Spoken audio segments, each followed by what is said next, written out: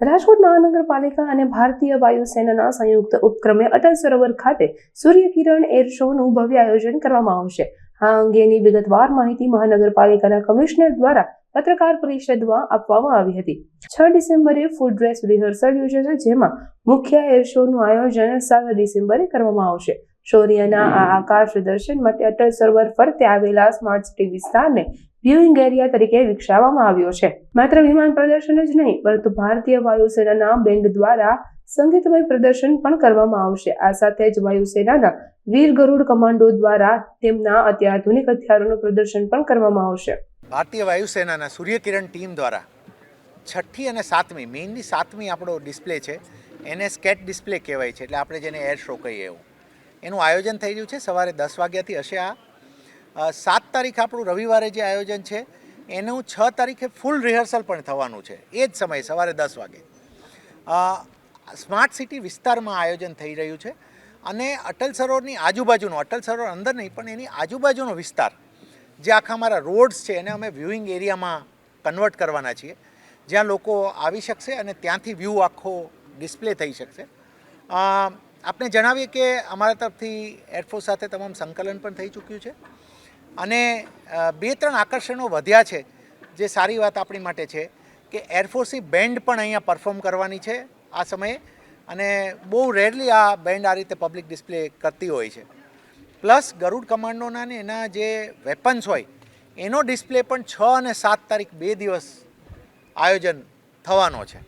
તો એનું પણ બધા નાગરિકોને અમે આમંત્રિત કરીએ છીએ કે અહીંયાના અટલ સરોવરનું જે અમારું પાર્કિંગ એરિયા છે ત્યાં ડિસ્પ્લે થશે, જે 6 તારીખે શરૂ થઈ અને 7ની રાત્રે એન્ડ થશે। તો એમાં પણ આ ડિસ્પ્લે સિવાયના જે સ્કેટ ડિસ્પ્લે સિવાયના સ્ટેટિક ડિસ્પ્લે એને જે કહેવાય છે એ સમયમાં પણ લોકો હાજર રહી શકશે। અન્ય હજી થોડા આકર્ષણો પણ લાઇનઅપ થઈ રહ્યા છે। અમારે we will take 1 or 2 more days to confirm, એ કન્ફર્મ થતાં 1-2 દિવસ લાગશે, પણ મોટે ભાગે આ કલાકથી લાંબો શો અને એવરેજ જે જનરલી સૂર્યકિરણનો શો થાય છે એનાથી એક લાંબો શો આપણને મોટો મળી રહ્યો છે।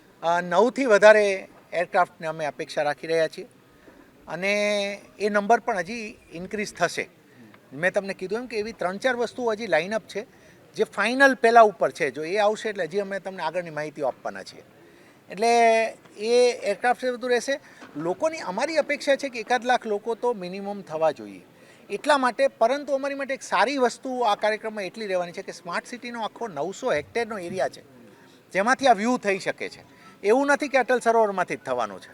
અટલ સરોવર ફક્ત અહીંયા જે સેન્ટ્રલ ટીમ બેસવાની છે એ છે, એટલે આજુબાજુમાં એટલું ખુલ્લી જગ્યા છે કે લોકો ડિમોબિલાઇઝેશન પણ ઇઝીલી થઈ શકે ને મોબિલાઇઝ પણ ઇઝીલી થઈ શકે। એટલે આનો ટ્રાફિક પ્લાન પણ તૈયાર થવાનો છે। અમે મીડિયાના મિત્રોને ખાસ વિનંતી કરીએ છીએ કે લોકોના મોબિલાઇઝેશન અંતર્ગત તેમજ માહિતી બાબતે પણ આપણી માટે ખાસ અમને સહકાર આપે। અને રાજકોટ જે અર્સ્ટવાઇલ સૌરાષ્ટ્ર સ્ટેટનું એક કેપિટલ રહ્યું છે, ગુજરાતનું એક મહત્ત્વનું શહેર છે, આપણા નાગરિકો માટે આ એક ખરેખર એક બહુ યાદગાર એર શો થવા જઈ રહ્યો છે। એ ખૂબ લોકો જોડાય। અને એક બીજી વિનંતી હતી કે જેમના નાના બાળકો હોય એ જો બને તો 6 તારીખે નાના બાળકો હોય, કોઈ દિવ્યાંગજન હોય, એમને જોવું હોય તો દે શુડ પ્રિફર 6th, કેમ કે ત્યારે થોડા ઓછા લોકો હશે અને થશે એ ડિસ્પ્લે રિહર્સલ જ હશે, પણ એ રિહર્સલ ઘણું ફૂલ જ રિહર્સલ હશે।